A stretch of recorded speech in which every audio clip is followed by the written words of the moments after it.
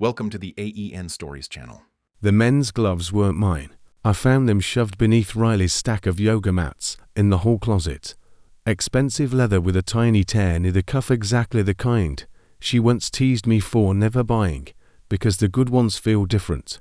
3 were missing from a set of 12. I stood there in my work clothes, metal shavings still clinging to my jeans, holding that crumpled cardboard sleeve like evidence of my own gullibility, 39 and faithful, while my wife collected designer anything that didn't come from me. The closet smelled like lavender from the sachets Shed bought last month, insisting they'd make the house feel more intentional. It rolled my eyes then, but now the scent cloyed, mixing with the faint, unfamiliar cologne that clung to the gloves. It wasn't mine was the cheap stuff from the drugstore, pine and citrus. This was something richer, spicier, like sandalwood and ambition. I turned the gloves over in my hands, feeling the supple leather, the kind that molds to your skin after a few wears. Who leaves gloves behind? Someone comfortable enough to forget, or careless enough not to care. Our house suddenly sounded different. The fridge hum turned into a drone, the neighbor's dog into a metronome. For 15 years those sounds had rocked me to sleep. I installed every fixture in this place, hung every door, repaired every leak. Riley liked to say I was better with tools than words. These days she didn't say it as a joke. Lately, her words had edges, sharpened by something I couldn't name. "Danny, you're always so practical," she'd say, like it was a flaw. Practical had built this life. The 2-story colonial with the wraparound porch, the garden shed once tended, but now let overgrow with weeds she called wildflowers. I slipped the empty glove sleeve into my jacket pocket and walked to the kitchen, my boots leaving faint tracks of workshop just on the hardwood floors. It refinished 2 summers ago. Riley stood at the counter, back turned, scrolling through her phone. Afternoon light slid through the new window it installed last spring and caught in her auburn hair, turning it into a halo of fire. She'd cut it shorter recently, a bob that framed her face in a way that made her look younger, more vibrant. The leggings, those premium ones from the studio, made her legs look longer, taller, farther away. They were Lululemon, or whatever brand was trending now, the kind with seams that accentuated every curve. She'd started wearing them everywhere, not just a class. "How was your day?" I asked, testing how the question felt in my mouth. It came out flat, mechanical, like I was reading from a script. "Fine," she said, not looking up. "Martha's covering the evening classes this week. Family thing." Her voice was light, but there was a rehearsed quality to it, like she'd practiced the line in the mirror. Martha, co-founder of the studio 3 years ago. Meditations, cleanses, intentional living, never once looked me in the eye. She had this perpetual Zen smile, but her eyes were calculating, always assessing. Evan Pack, the other co-founder, called her the operational spine. He called Riley the spark. I used to be Riley's rock. Lately I was Riley's ride. The guy who picked her up when her car acted up, which seemed to happen more often these days. "That's nice of her," I said, leaning against the counter. "What are you doing?" "Just Instagram." She glanced at me, something flickering annoyance, guilt. Her green eyes, the ones that had captivated me in college, darted away too quickly. "You're home early." "For more broke down again," I said. "They sent us home." The machine shop where I worked as a machinist had been having issues with the old CNC lathe, the one it suggested replacing months ago. But budgets were tight, and so were tempers. I opened the fridge because it gave my hands somewhere to be. The shelves were stocked with her favorites: kale smoothies, almond milk, those organic yogurts that cost twice as much as regular. Mine were pushed to the back: beer, leftover pizza, the practical stuff. "Want me to start dinner?" "I already ate." She flipped her phone face down. "Salad at the studio." Another Lee, spoken in a tone that expected a pass. I knew because I'd driven by the studio on the way home. The lot had been dark, no cars, no lights. I'd been doing that more often. Detours that were really test cuts, little probes into the cracks it started noticing. The studio was a converted warehouse downtown, all exposed brick and fairy lights, where people paid $30 a class to twist themselves into pretzels and breathe deeply. Riley had started there as an instructor, then climbed to manager. It was her world now, one I visited for holiday parties, but never truly entered. I might go out tonight, she added, casual as a cancelled meeting. Maya invited me to that new rooftop bar. Which one? I asked, closing the fridge harder than I meant to. On 3rd Street, I think. Her phone was face down, but the screen was black. No notification, no rush. Maya was an old friend from her sorority days, the one who always posted about girls' nights and empowerment brunches. But lately, Riley's outings with her seemed to stretch longer, end later. You don't mind, do you? Why would I mind? I said, forcing a smile. I'll watch the game. The Steelers were playing, but I couldn't remember against who. Sports had become background noise, something to fill the silence. We listened to the clock tick on the wall, the one he'd fixed when its hands stuck at 3:15. She headed upstairs, her steps light on the stairs ID reinforced. The shower started, water rushing through pipes he'd plumbed. My phone buzzed. Louise from work. Saw Riley's car in the Marriott garage today. Everything okay? Luis was a good guy. Family man with 3 kids, always sharing photos of barbecues and little league games. The Marriott sits 3 blocks from my cousin Jesse's apartment. Jesse always liked to park there for the points, racking up hotel rewards even though he lived in a luxury loft downtown.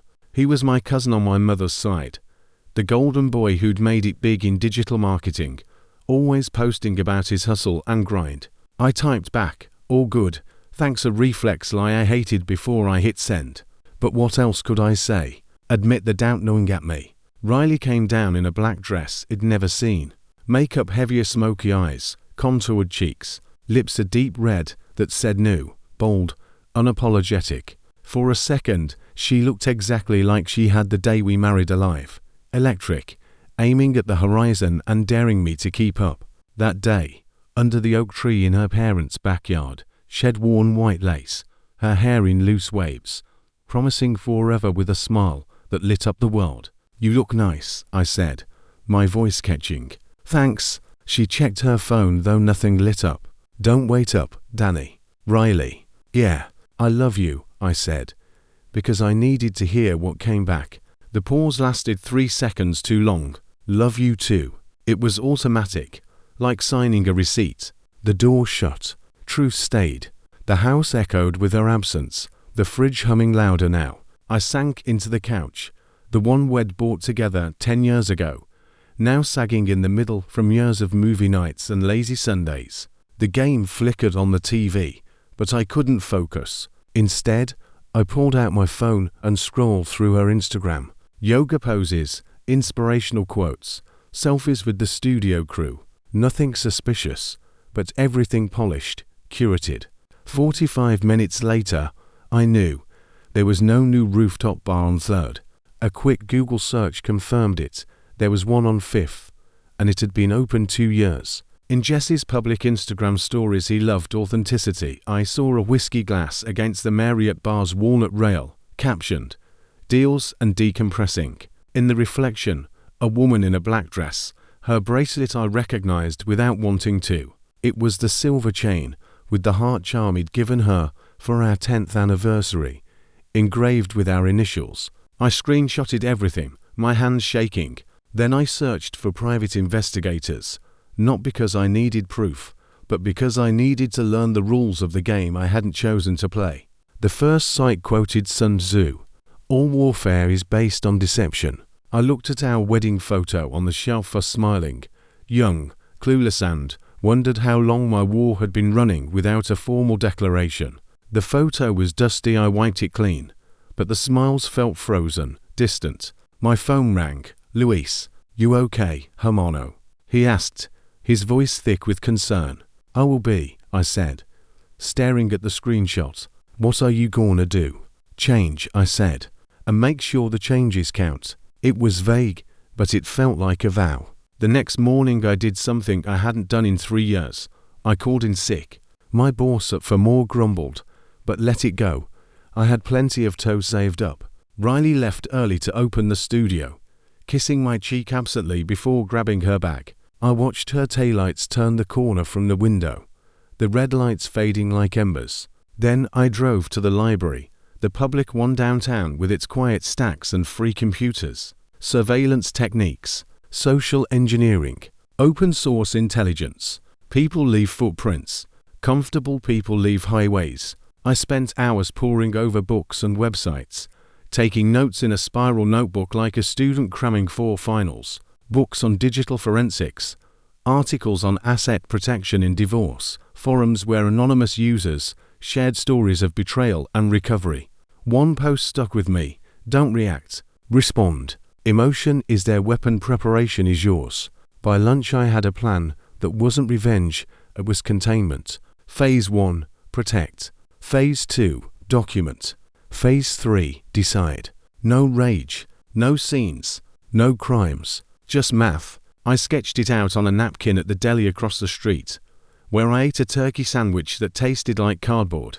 Protect. Our paychecks went into separate checking accounts and one joint savings for big stuff. I logged into the bank app from the library computer, careful to use incognito mode. I moved half $23,000 into my personal savings. Legal, traceable, defensible. It felt cold, transactional, but necessary. I left a note for myself in the notebook. Ask attorney about marital property rules before any bigger moves.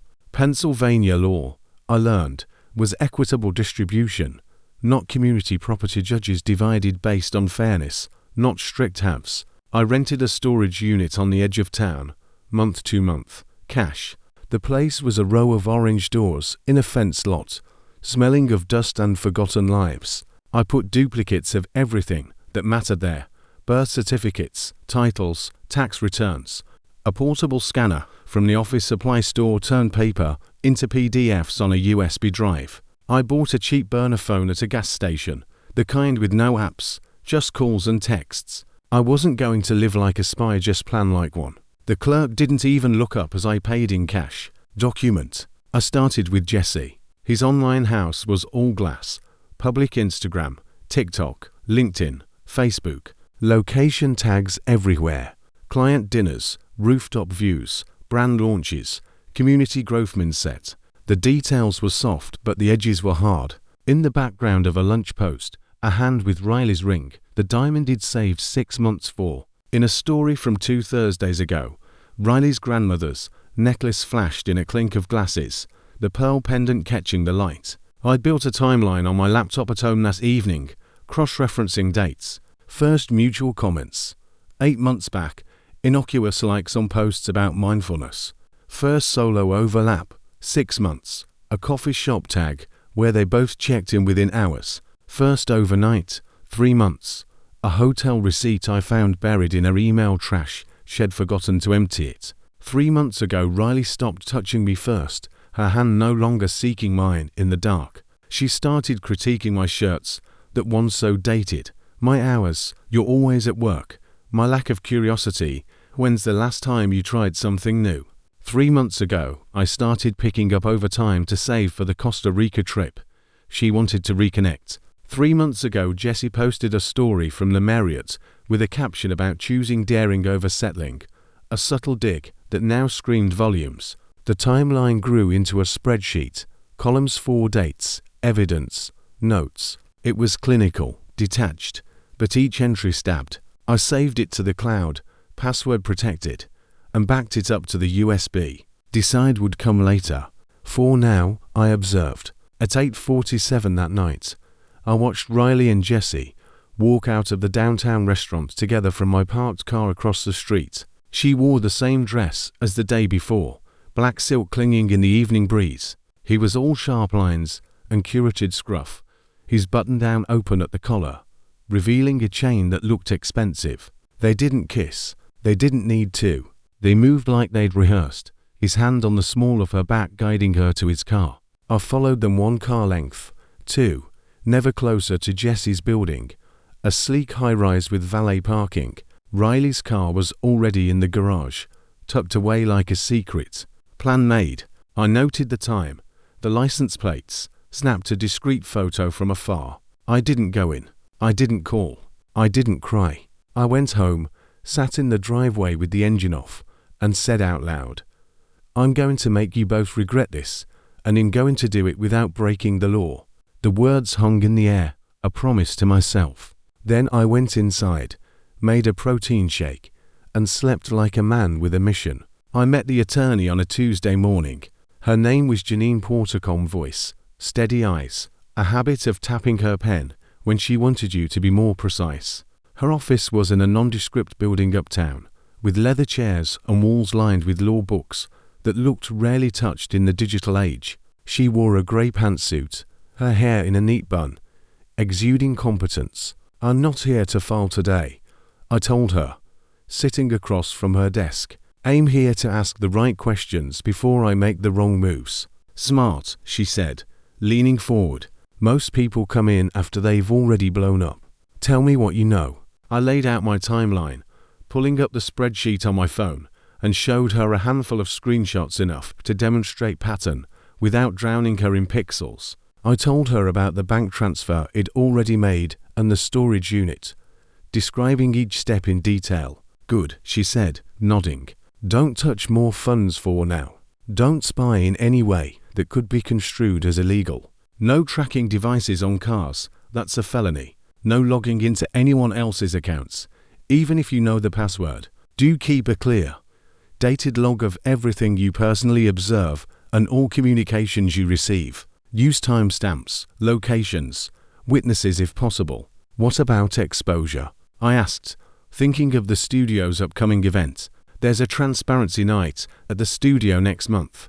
My wife's boss, Evan Pack, turns everything into a stage. Part of me wants to." "Don't," she said quickly, then softened her tone. "Not yet. First, we do protections, separate finances by the book, lock down credit, change your passwords, pull credit reports, freeze new credit lines. We draft separation paperwork. Once you're protected and the notice is served, what you share publicly becomes a communications strategy, not a wild swing. Understand the order. Protect, notice, public." "What about our daughter?" I asked, my voice tightening. "You have children." "One, Madison, sophomore at college." Maddie was studying journalism at Penn State, sharp-witted and independent, with Riley's eyes and my stubborn streak. "She's an adult. Custody isn't an issue. But be careful. Anything you publish will find its way to her. If you go public after we serve notice, that's your choice. Just know the personal cost. Kids, even grown ones, get caught in the crossfire." I signed the retainer, a $5,000 check from my personal account. "On the way out," she said, "you're composed. That's rare. Keep it. The other side will try to provoke you into a mistake. Stay above it." The next morning I pulled credit reports from all three bureaus, scanning for anomalies. There were 2 new cards in Riley's name. Balances climbing with charges from boutiques and hotels. I froze new credit on both our names with my share of authorization. Following Janine's emailed instructions, I opened a new account for business purposes at a different bank, transferred my direct deposit. I documented every step in the notebook, photographing receipts and confirmations. It felt like building a fortress, brick by brick. Only when that was done did I think about doing anything loud. But I held back, focusing inward. Jesse's business ran on 2 fuels, ego and borrowed trust.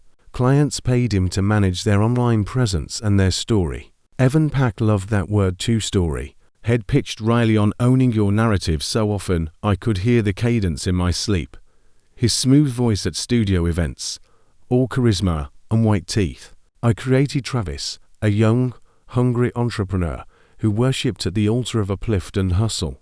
Travis had a fake LinkedIn profile, stock photo headshot, bio about bootstrapping a tech startup. Travis asked good questions under Jesse's posts, insightful comments on marketing trends. Jesse followed Travis back within days. DMS opened like unlocked doors. Jesse sharing tips, then venting.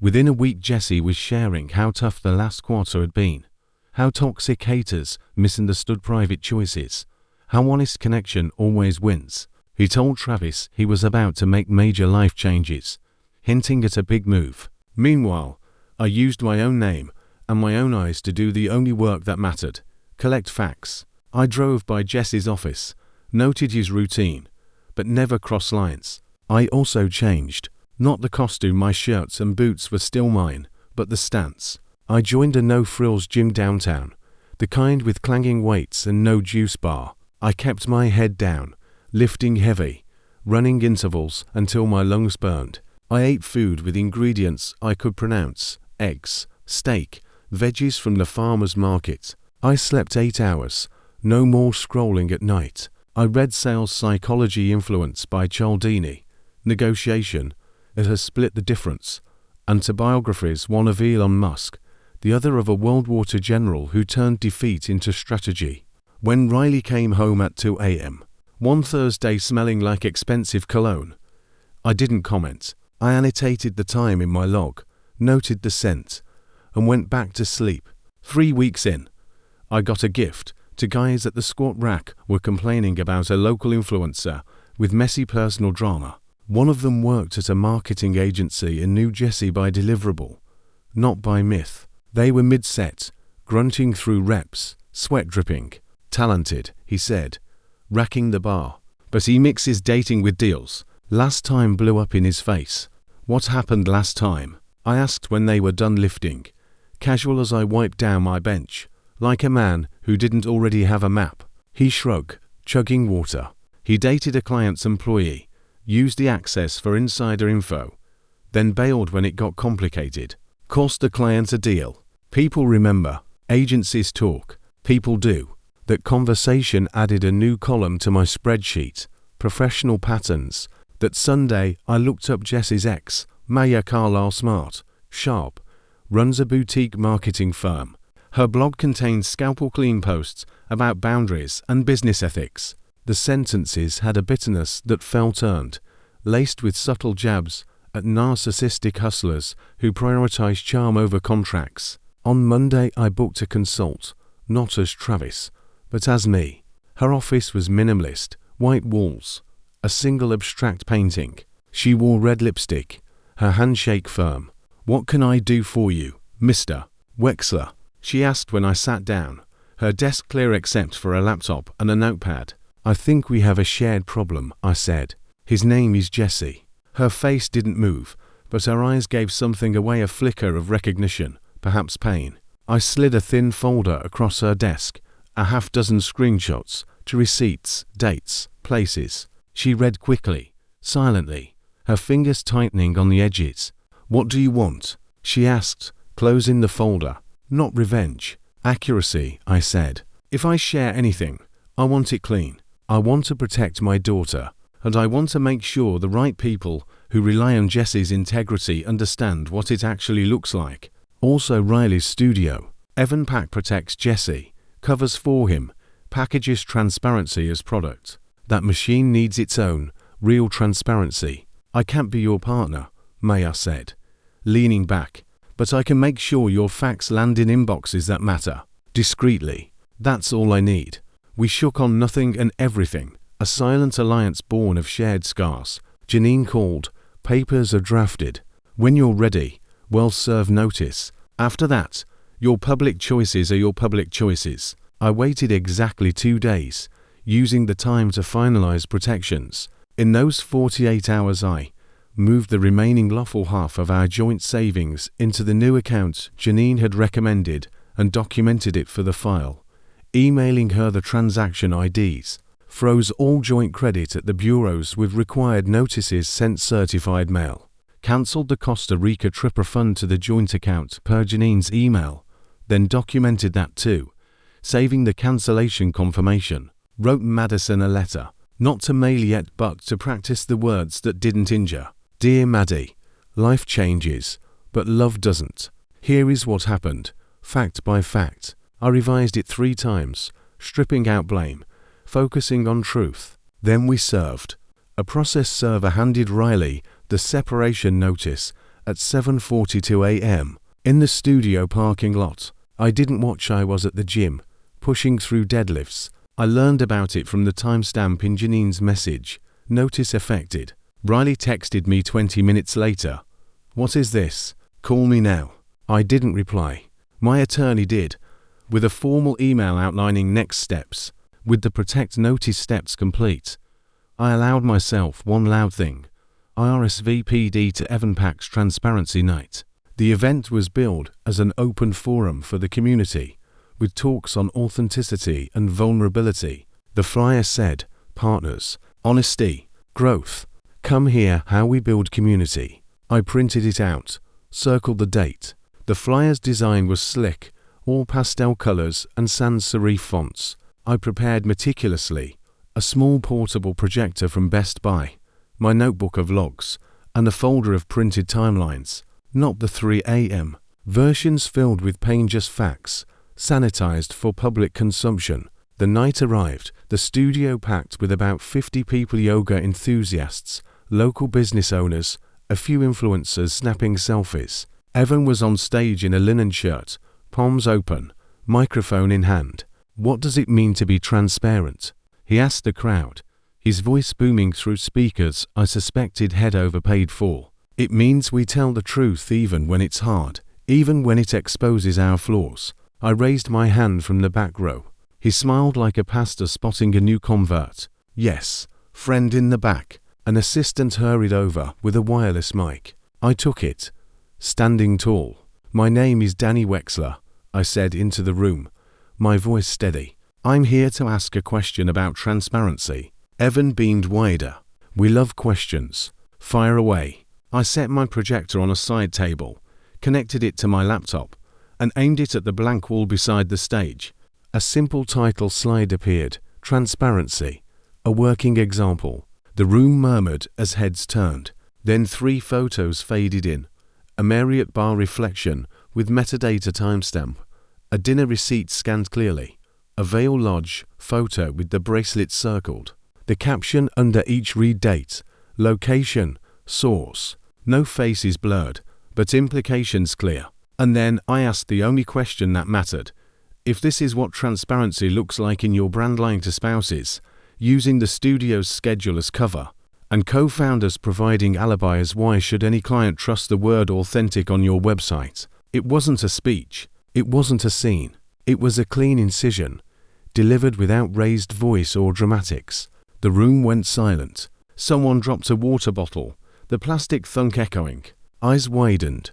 Phones came out discreetly. Riley stood near the wall, pale, her hands clasped tight. Evan stepped forward, smiling too wide, sweat beading on his forehead. "Friend Danny, this is not the space for personal grievances. Let's take this offline." "It's exactly the space," I said calmly, "because I protected myself, served separation notice this morning, and now I'm asking a brand question. Is deception a service you sell, or a cost your clients pay?" A woman in the front row gasped. Evan fumbled 4 words. "We value privacy," and "It's funny what happens to community when you remove the music." People looked at one another, shifting uncomfortably. A few pulled out their phones, typing furiously. One of Evan's corporate clients, a rep from a local wellness brand, stared, mouth open, then stood and left quietly. I didn't yell. I didn't point. I clicked to one more slide.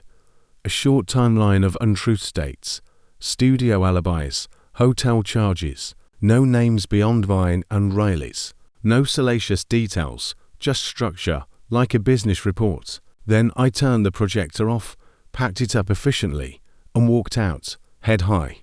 The door closed behind me with a soft click, but the impact reverberated. I didn't post the video that several attendees took and shared online. I didn't need to.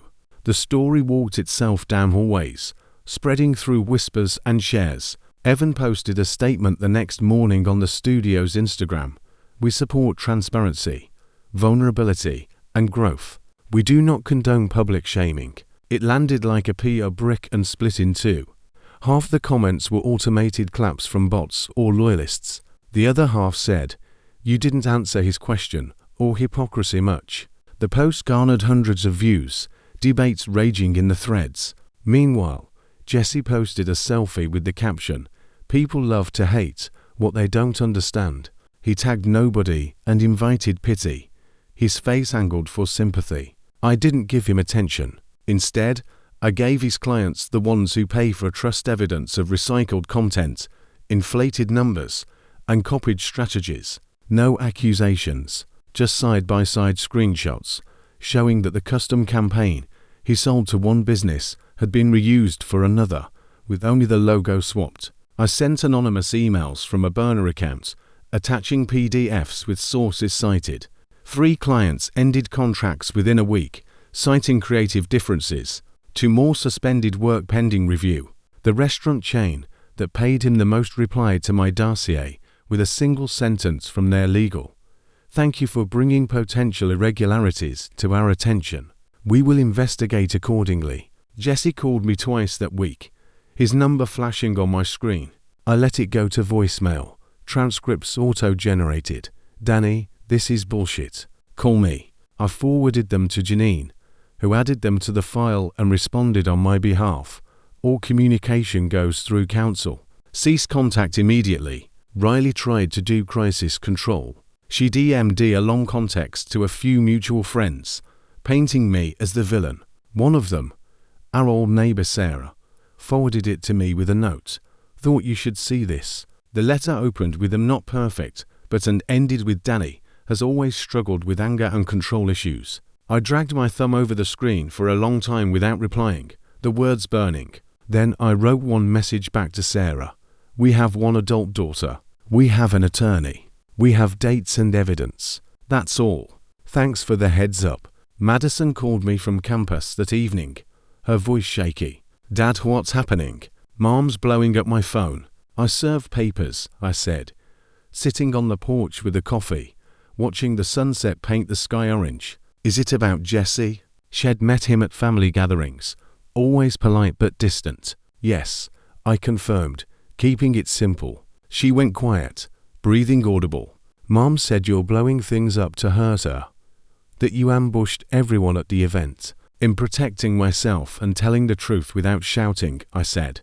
"That may feel like an explosion to people who prefer confetti and denial. I have proof, Maddie. Dates, photos, logs. It's not about hurt, it's about facts." "She lied to me," Madison whispered, and the part of me that wasn't a case file cracked open. "She said she was at a workshop last month." I believed her. I even congratulated her on leveling up.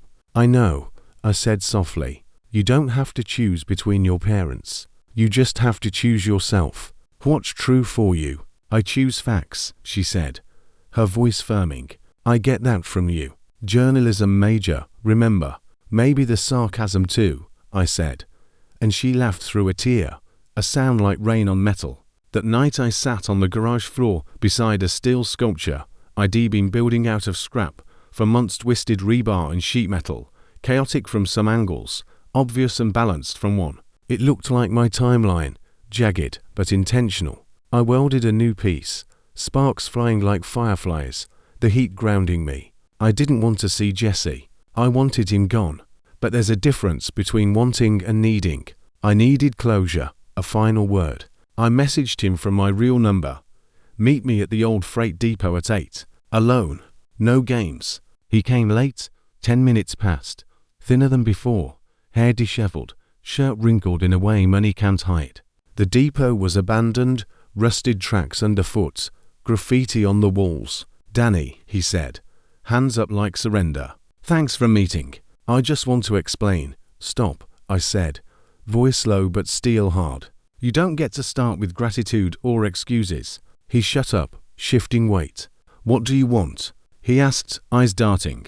"I don't want. I'm telling," I said. "You're going to leave town. You're going to stop contacting Riley. You're going to wire $50,000 to Janine's trust account within 60 days for the counseling, legal, and business losses you contributed to. If you don't, I will make sure every due diligence search that touches your name finds a clean, dated dossier of your business practices, not the affair. The work, recycled campaigns, fudged metrics, ethical lapses. I don't have 50 grand, he said, voice cracking.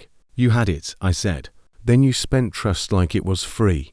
Borrow it. Sell something. Make it happen. You can't extort me, he protested weakly. It's not extortion to give someone a bill for damages, I said, and it's not defamation to show verifiable facts from public sources and client deliverables.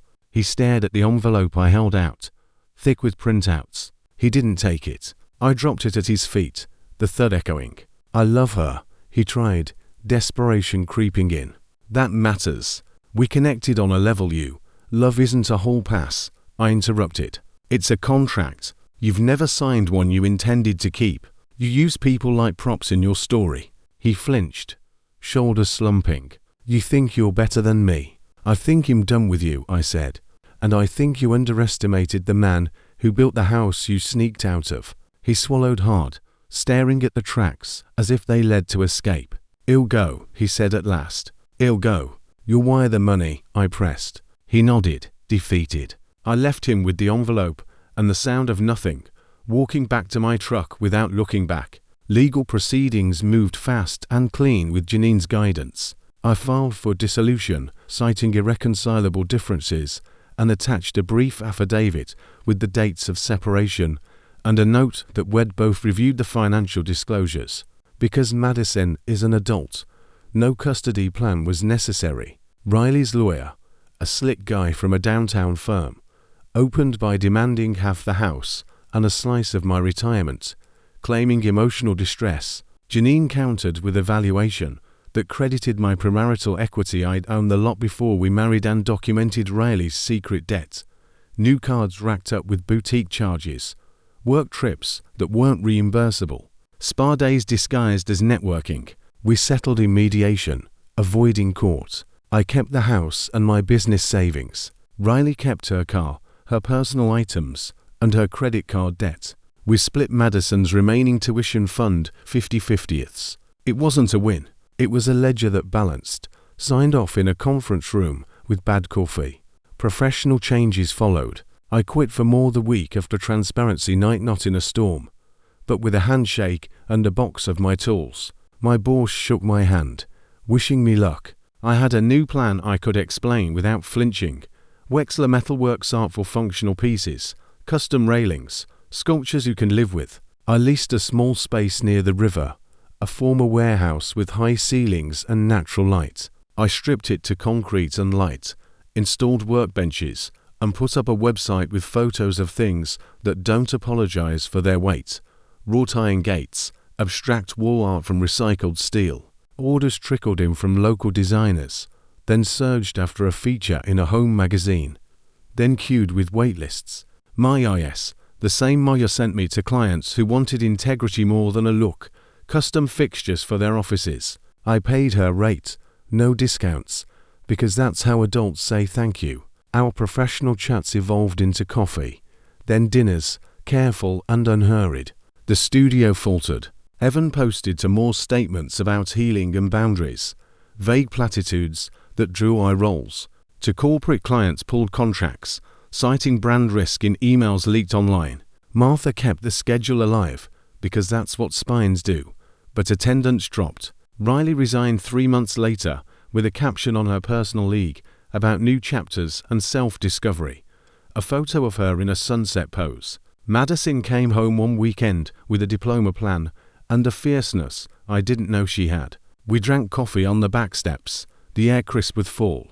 You okay? She asked, hugging her mug. I'm honest, I said. Okay comes and goes. How about you? Processing, she admitted. Mom's in therapy now, says she's sorry. I told her actions matter more. You're different, she added. Tighter, but bigger. Like you take up more space without trying. I'm trying to be someone I respect at 3 a.m., I said.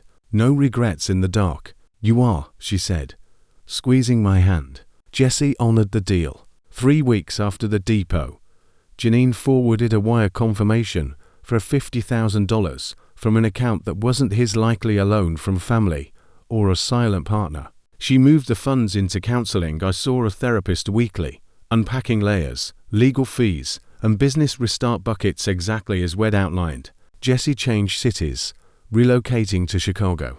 His new website used a different font to sell the same digital strategies, personal branding. Time will do what time, just reputations catch up. Riley texted me once, I'm sorry for everything. I didn't reply because apologies are courtesy you earn by doing the work, not by sending a line. Months later she emailed asking if we could talk for closure. I forwarded it to Janine, who advised no contact. Some doors need a lock, not a window. Riley moved to a small apartment, started freelancing as a wellness coach. We nodded politely at Madison's events, civil strangers. 2 years passed.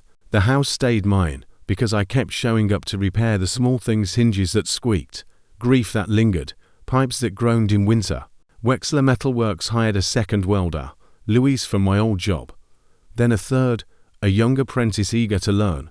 We shipped railings to 2 states, and a table to a restaurant that never tagged us on Instagram, which felt perfect work speaking for itself. Madison graduated summa cum laude and accepted a job at a newspaper in Philly, where the editor told her on day 1, facts first, then feelings. She texted me a selfie in front of the building, grinning.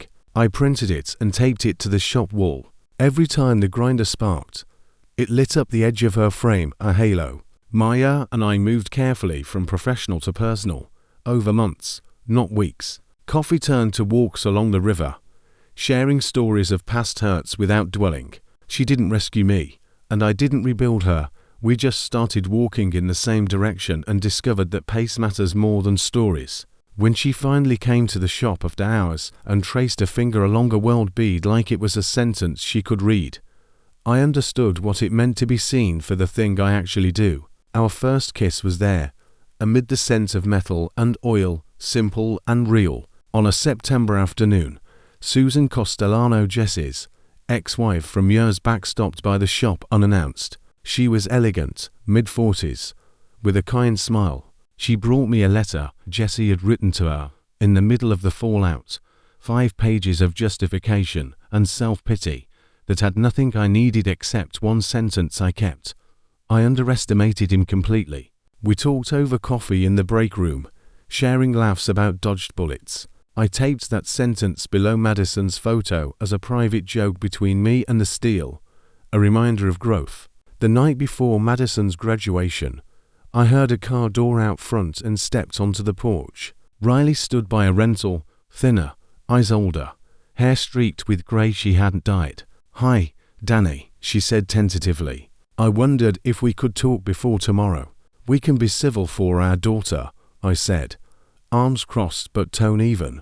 "I'm sorry," she offered again. "I messed up everything."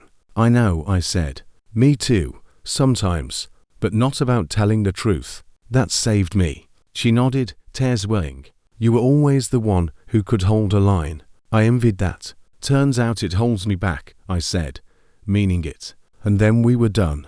Civility is a gift you give a future, not a past. She left quietly. After the ceremony, Madison and I sat on the porch under a sky that didn't care, stars twinkling indifferently. "What's next for the famous Danny Wexler?" she asked, leaning on my shoulder. "Nothing famous," I said. "Finish the municipal rail job, a big contract for park benches. Maybe a road trip out west, see some canyons. Definitely dinner with my favorite journalist." "I'm your only journalist," she said, smirking. "Details," I said. And we laughed like we used to, easy and free. When the laughter faded, I thought about the order that saved me. Protect, notice, public. About the difference between facts and performance. About how steel looks chaotic until you step 5 feet to the left and see the pattern. The sculpture in the garage was finished now, sold to a gallery for a sum that surprised me. I used to specialize in repairs, fixing what others broke. Now I specialize in structures, the kind that don't shake when someone else wants them to. Solid foundations, clean lines, enduring weight. People sometimes tell me I don't use that word. Game's end. Character doesn't. What I did was simpler and harder. I refused to participate in my own erasure. I told the truth in sequence. I chose consequences that I could defend in daylight, and I built a life that does not need a projector to prove it exists. It stands on its own, welded strong. If you enjoyed this story of resilience and truth, subscribe to the End Stories channel for more captivating tales.